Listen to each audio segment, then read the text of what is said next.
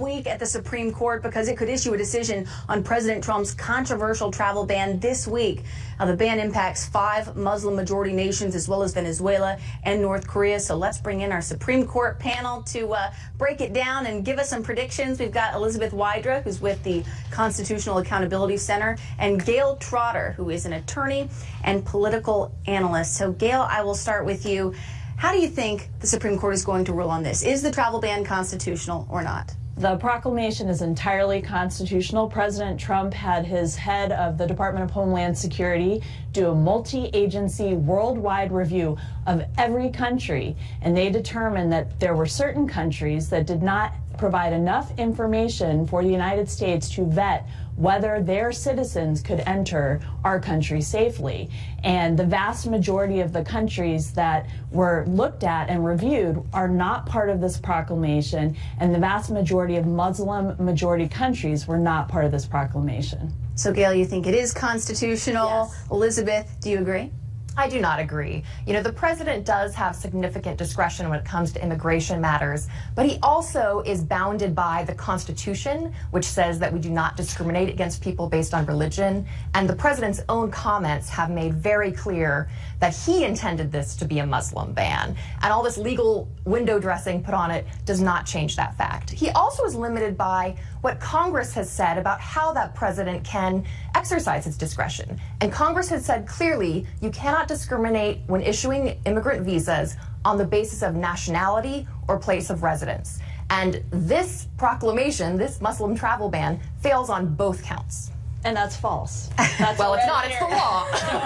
You can read the statutes. It's written there clearly. That's not the law. Yes, it The is. statute says that the president cannot discriminate on nationality based on immigrant visas, which is what Liz said. Yes. But it doesn't relate to whether or not someone is entitled to enter the country in the first place.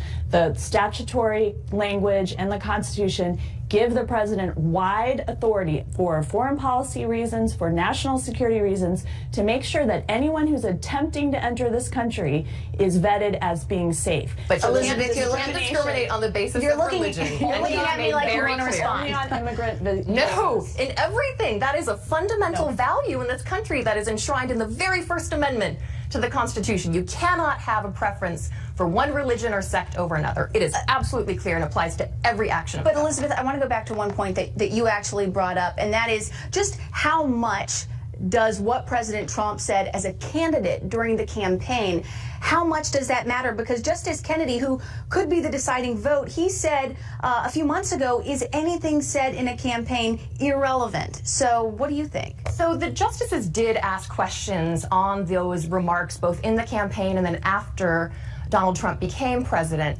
The Supreme Court has said time and time again in discrimination cases that the context in which the policy was enacted matters. So that's why those comments about this being a Muslim ban, that's why these anti-Muslim comments are relevant to the decision that the Supreme Court is going to render most likely this week. Gail? Chief Justice Roberts had a great question about that in the oral argument. He said, so you're saying that the campaign statements of a presidential campaign would not be protected by the First Amendment, in the sense that then if we understood that President Trump wanted to initiate a strike against Syria, which is a Muslim majority country, then he wouldn't be able to because it would have an impact on the Muslim population, which is an absurd suggestion. And so that can also be applied to this as well. Those campaign statements were made before President Trump took the oath of office. When he took the oath of office, But they guided his policy.